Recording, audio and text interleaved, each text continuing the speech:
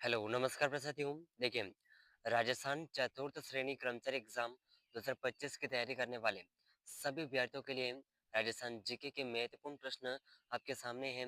और देखिए, ये प्रश्न चतुर्थ श्रेणी की तैयारी करने वाले सभी विद्यार्थियों के लिए वेरी वेरी इंपॉर्टेंट रहने वाले हैं। एक भी प्रश्न को मिस मत करिएगा। और अगर आप उदयपुर लर्निंग क्लासेस चैनल पर पहली बार आए हैं तो इस चैनल को सब्सक्राइब जरूर कर लीजिएगा। चतुर्थ श्रेणी की संपूर्ण तैयारी आपको इस चैनल पर देखने को मिल जाएगी। तो देखिए साथियों, वेरी वेरी इंपॉर्टेंट क्वेश्चन है और हर एक प्रश्न का आंसर आपको साथ ही साथ कमेंट करना है ताकि प्रश्न आपको कंठस्थ याद हो सके।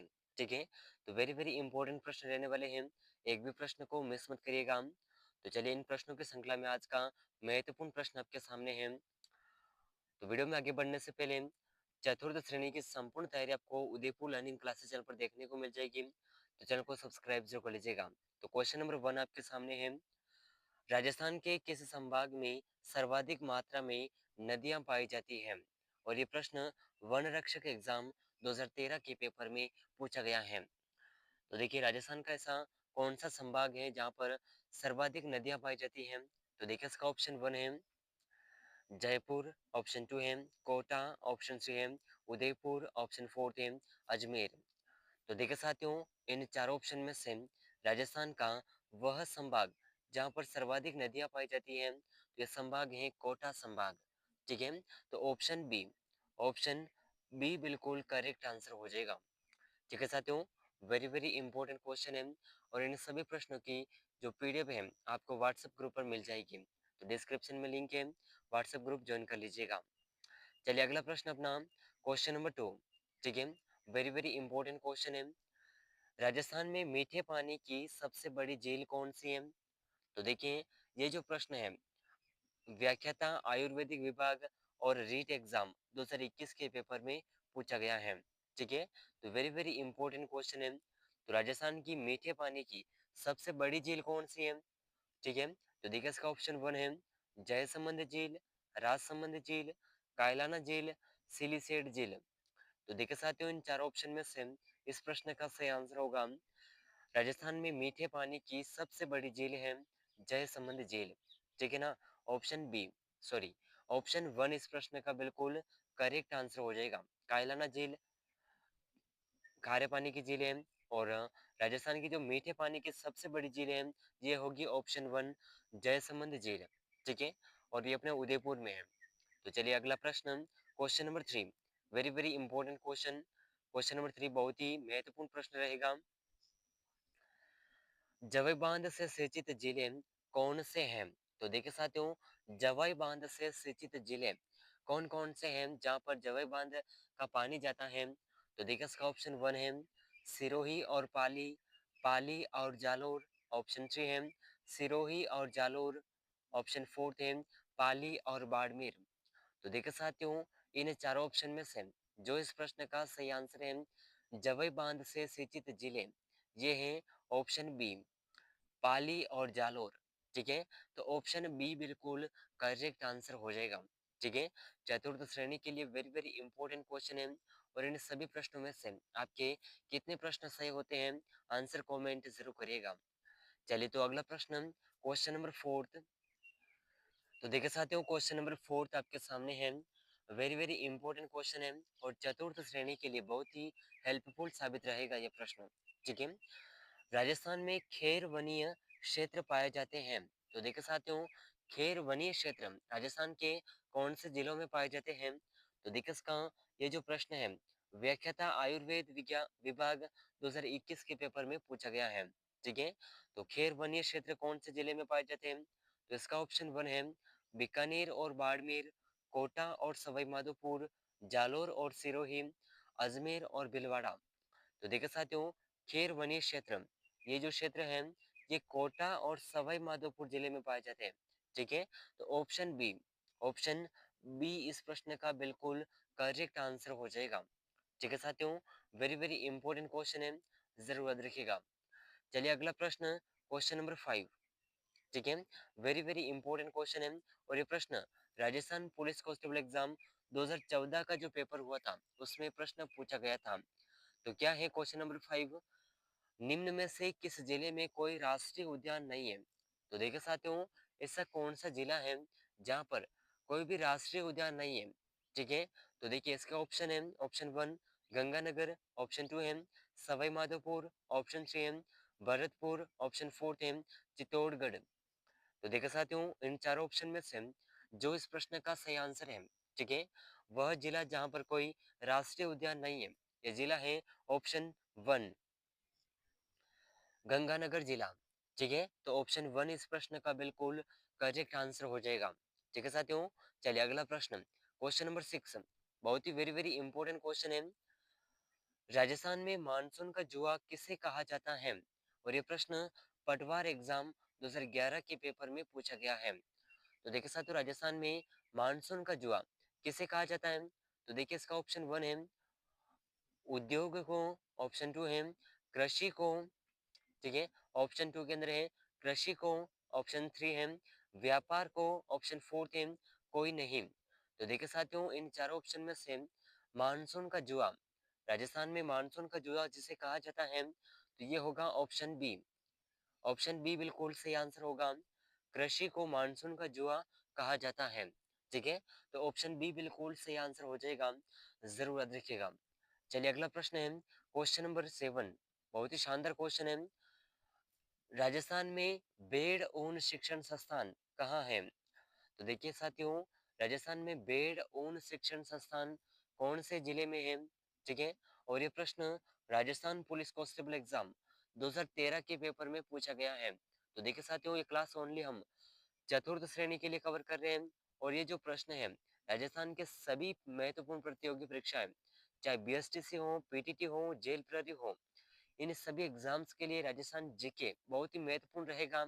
और इन प्रश्नों में से आपको बहुत से प्रश्न इन सभी एग्जाम्स के अंदर देखने को मिल जाएंगे, तो एक भी प्रश्न मिस मत करिएगा। ऐसा नहीं है कि एक रात सिर्फ चतुर्थ श्रेणी के लिए है, ठीक है, ये सभी प्रतियोगी परीक्षाओं के लिए है, और खास करके चतुर्थ श्रेणी के लिए मोस्ट इम्पोर्टेंट प्रश्न है।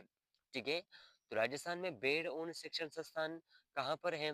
तो बीकानेर में, जोधपुर में, बाड़मेर में, जयपुर में। तो देखा साथियों इन चारों ऑप्शन में से इस प्रश्न का सही आंसर होगा राजस्थान में बेड़ ऊन संस्थान, बेड़ ऊन शिक्षण संस्थान जो है जयपुर में है। कहाँ पर है? जयपुर में। तो ऑप्शन फोर्थ, ऑप्शन फोर्थ बिल्कुल सही आंसर हो जाएगा। ठीक है, जरूर याद रखिएगा, बहुत ही वेरी वेरी इंपॉर्टेंट क्वेश्चन है। चलिए साथियों अगला प्रश्न है क्वेश्चन नंबर 8, बहुत ही वेरी वेरी इंपॉर्टेंट क्वेश्चन है। राजस्थान में पेट्रोलियम उत्पादन क्षेत्र कितने जिलों में फैला हुआ है? तो देखिए साथियों राजस्थान में पेट्रोलियम उत्पादन क्षेत्र कितने जिलों में फैला हुआ है?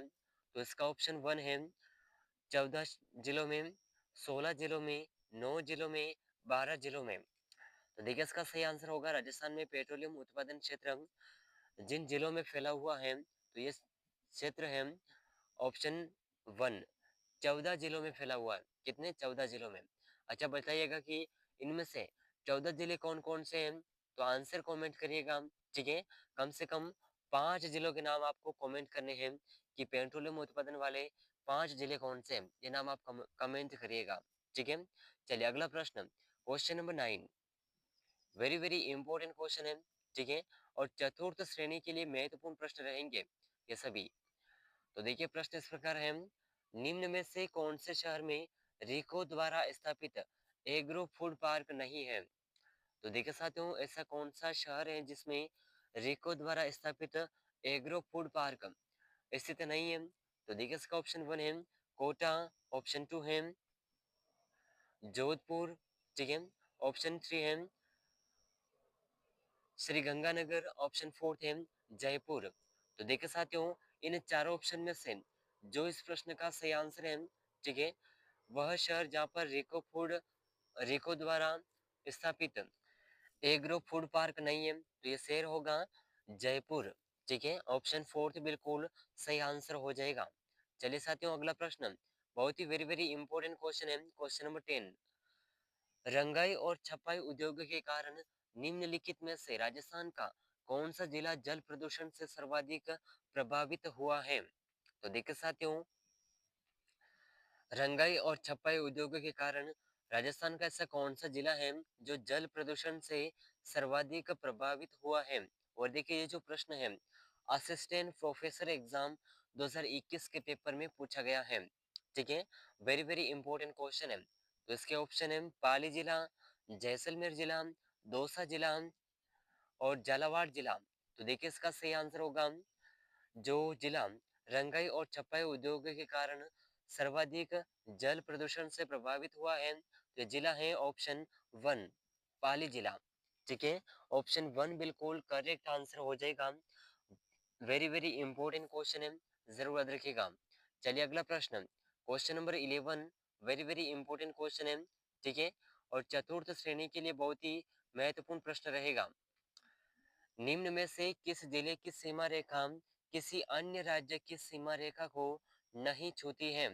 और जो साथी जेल प्रहरी एग्जाम की तैयारी कर रहे हैं, तो ये प्रश्न वेरी वेरी इंपॉर्टेंट रहेगा।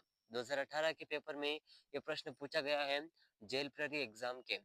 ठीक है, तो देखिए निम्न में से ऐसा कौन सा जिला है जिसकी सीमा रेखा किसी अन्य राज्य की सीमा रेखा को नहीं छूती है?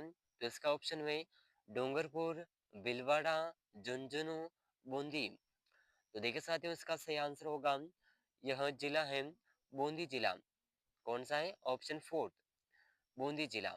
तो ऑप्शन फोर्थ इस प्रश्न का बिल्कुल सही आंसर हो जाएगा। ठीक है, जरूर याद रखिएगा। चलिए अगला प्रश्न, क्वेश्चन नंबर 12, राजस्थान पंचायती राज अधिनियम 1953 को किस वर्ष में संशोधित किया गया था? और ये जो प्रश्न है एलडीसी एग्जाम 2018 के पेपर में पूछा गया है। तो राजस्थान पंचायती राज अधिनियम 1953 को कौन से वर्ष में संशोधित किया गया? तो इसका ऑप्शन वन है 1982 में, 2000 में, 1994 में, 1990 में। तो इसका सही आंसर होगा ऑप्शन बी, बिल्कुल करेक्ट आंसर होगा। ठीक है, ऑप्शन बी 2000, वर्ष 2000 में। ठीक है, चलिए अगला प्रश्न है question number 13, very very important question है, जरूर याद रखिएगा। ठीक है, तो प्रश्न इस प्रकार है कि राजस्थान उच्च न्यायालय की मुख्य पीठ कहाँ है? तो देखिए साथियों राजस्थान उच्च न्यायालय की मुख्य पीठ कहाँ पर है? तो इसका ऑप्शन वन है उदयपुर में, जयपुर में, जोधपुर में, अजमेर में। तो देखिए साथियों इन चार ऑप्शन में से जो इस प्रश्न का सही आंसर है राजस्थान उच्च न्यायालय की मुख्य पीठ जहां पर है, तो इसका जो सही आंसर है इन चारों ऑप्शन में से कौन सा ऑप्शन सही है? जल्दी से आंसर कमेंट करिएगा, वेरी वेरी इंपॉर्टेंट क्वेश्चन है। ठीक है, तो इसका सही आंसर होगा option C, Jodhpur. Option C बिल्कुल करेक्ट आंसर हो जाएगा। ठीक है साथियों, चलिए अगला प्रश्न है क्वेश्चन नंबर 14। तो देखिए साथियों बहुत ही वेरी वेरी इंपॉर्टेंट क्वेश्चन है क्वेश्चन नंबर 14। ठीक है, प्रश्न इस प्रकार है, राजस्थान भू क्षेत्र में सबसे छोटा राष्ट्रीय राजमार्ग कौन सा है? और ये प्रश्न जेईएन एग्जाम 2016 और उद्योग प्रसार अधिकारी 2018 यानी कि एक ही प्रश्न दो अलग अलग एग्जाम के अंदर पूछा गया है। ठीक है, तो राजस्थान भू क्षेत्र में सबसे छोटा राष्ट्रीय राजमार्ग कौन सा है?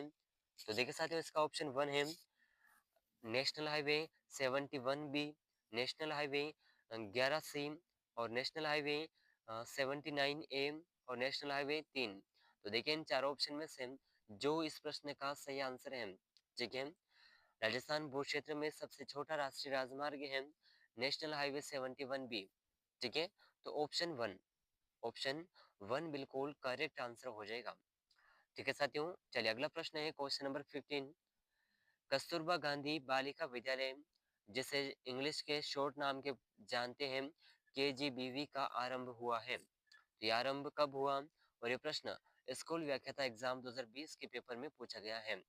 तो कस्तूरबा गांधी बालिका विद्यालय का जो आरंभ है ये कौन से वर्ष में हुआ? तो देखिए इसका ऑप्शन वन है वर्ष 2001 में, ऑप्शन टू है वर्ष 2002 में, ऑप्शन थ्री है वर्ष 2003 में, ऑप्शन फोर्थ है वर्ष 2004 में। तो देखिए इन चार ऑप्शन में से जो इस प्रश्न का सही आंसर है कस्तूरबा गांधी विद्यालय विश्वविद्यालय जो है इसका जो आरंभ है ये 2004 में हुआ था, इस कस्तूरबा गांधी विद्यालय का। तो बालिका विद्यालय है इसका आरंभ 2004 में हुआ था, तो ऑप्शन फोर्थ बिल्कुल सही आंसर हो जाएगा। ठीक है, ऑप्शन फोर्थ। चलिए अगला प्रश्न question number 16, very very important question है, जरूर याद रखिएगा। 2011 की जनगणना के अनुसार राजस्थान के निम्न में से किस जिले का जनसंख्या घनत्व द्वितीय स्थान पर था? और ये प्रश्न योग चिकित्सा अधिकारी एग्जाम 2021 के पेपर में पूछा गया है। तो चलिए इसका जो सही आंसर है कौन सा है? ऑप्शन वन है दौसा, अलवर, भरतपुर और कोटा। तो देखिए साथियों, 2011 की जनगणना के अनुसार राजस्थान के निम्न में से कौन से जिले में जनसंख्या घनत्व द्वितीय स्थान पर था? तो देखिए इसका जो सही आंसर है, ठीक है, इसका जो सही आंसर है, यह सही आंसर हो जाएगा ऑप्शन सी। ठीक है, ऑप्शन सी बिल्कुल करेक्ट आंसर हो जाएगा भरतपुर का। तो ऑप्शन सी बिल्कुल सही आंसर है, जरूर याद रखिएगा। चलिए अगला प्रश्न, क्वेश्चन नंबर 17, बहुत ही वेरी वेरी इंपॉर्टेंट क्वेश्चन है। ठीक है, वेरी वेरी इंपॉर्टेंट क्वेश्चन है, जरूर याद रखिएगा। बारडोली के शिव मंदिर को प्रकाश में लाने का श्रेय किनको दिया जाता है? और ये प्रश्न असिस्टेंट जेलर एग्जाम 2016 के पेपर में पूछा गया है। ठीक है, तो बारडोली के शिव मंदिर को प्रकाश में लाने का श्रेय किसे दिया जाता है? तो ऑप्शन वन है GH ओझा को, फर्ग्यूसन को, ऑप्शन सी है जेम्स टोड को, जेम्स बर्गेस को। तो देखिए साथियों, इन चार ऑप्शन में से जो इस प्रश्न का सही आंसर है, बारडोली के शिव मंदिर को प्रकाश में लाने का श्रेय कर्नल जेम्स टोड को दिया जाता है। ठीक है, तो ऑप्शन सी बिल्कुल सही आंसर होगा। ठीक है, ऑप्शन सी बिल्कुल सही आंसर होगा, जरूर याद रखिएगा। चलिए अगला प्रश्न, क्वेश्चन नंबर 18, बहुत ही शानदार क्वेश्चन है और वेरी वेरी इंपॉर्टेंट क्वेश्चन है। ठीक है, जरूर याद रखिएगा। चावंड चित्रकला शैली का विकास किस क्षेत्र में हुआ? चलिए तो देखिए, वेरी वेरी इंपॉर्टेंट क्वेश्चन है और ये प्रश्न रीट एग्जाम 2021 के पेपर में पूछा गया है। ठीक है, 2021 का जो रीट एग्जाम हुआ था उस पेपर में पूछा गया प्रश्न है। तो चावंड चित्रकला शैली का जो विकास है कौन से क्षेत्र में हुआ? ऑप्शन वन है मेवाड़, हाड़ौती, मारवाड़, शेखावाटी। तो इन चारों ही ऑप्शन में से करेक्ट आंसर होगा ऑप्शन वन। चावंड चित्रकला शैली का जो विकास है यह मेवाड़ क्षेत्र में हुआ था। ठीक है, तो ऑप्शन वन, और मेवाड़ क्षेत्र अपने उदयपुर जिले के क्षेत्र को भी कहा जाता है। ठीक है, तो जरूर याद रखिएगा। चलिए अगला प्रश्न है क्वेश्चन नंबर 19, बहुत ही वेरी वेरी इंपॉर्टेंट क्वेश्चन है। ठीक है, लोकगीत ओलियो कब गाया जाता है? तो देखिए साथियों, लोकगीत ओलियो जो गीत है ये कब गाया जाता है? तो देखिए ये जो प्रश्न है वेटरनरी ऑफिसर एग्जाम 2020 के पेपर में पूछा गया है। तो ओलियो गीत किसकी याद में गाया जाता है? प्रिय की याद में, वीरता के महिमा मंडल में, शोक की घड़ी में, उत्सव के अवसर पर। तो देखिए ओलियो जो गीत है किसी की याद में गाया जाता है और यहाँ पर है ऑप्शन वन, प्रिय की याद में। ठीक है, तो ऑप्शन वन इस प्रश्न का बिल्कुल करेक्ट आंसर हो जाएगा। ठीक है साथियों, चलिए अगला प्रश्न, question number 20, very very important question है, जरूर याद रखिएगा। गरासियों द्वारा किया जाने वाला किस नृत्य में वाद्य यंत्रों का प्रयोग नहीं होता है? तो देखिए साथियों, ऐसा कौन सा नृत्य है जो कि गरासिया जनजाति द्वारा किया जाता है और उसमें वाद्य यंत्रों का प्रयोग नहीं होता है? ठीक है, तो देखिए इसका ऑप्शन वन है वालर नृत्य, ऑप्शन टू है शंकरिया नृत्य, ऑप्शन थ्री है वागड़िया नृत्य, ऑप्शन फोर्थ है गुडला नृत्य। तो देखिए साथियों, इन चारों ऑप्शन में से इस प्रश्न का सही आंसर होगा गरासिया जनजाति द्वारा किया जाने वाला वह नृत्य जिसमें वाद्य यंत्रों का प्रयोग नहीं होता है, ये नृत्य है वालर नृत्य। ठीक है, ऑप्शन वन बिल्कुल सही आंसर हो जाएगा।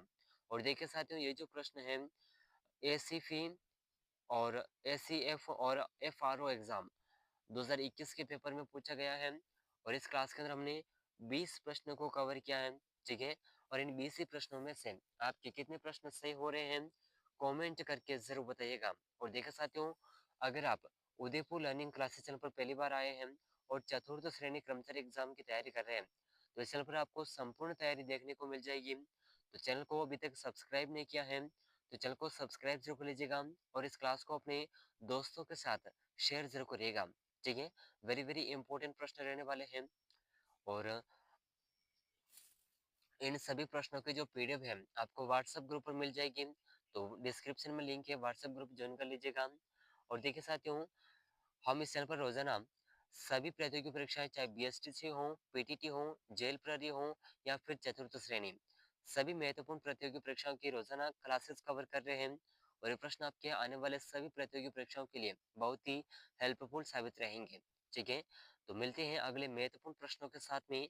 तब तक के लिए जय हिंद, जय भारत।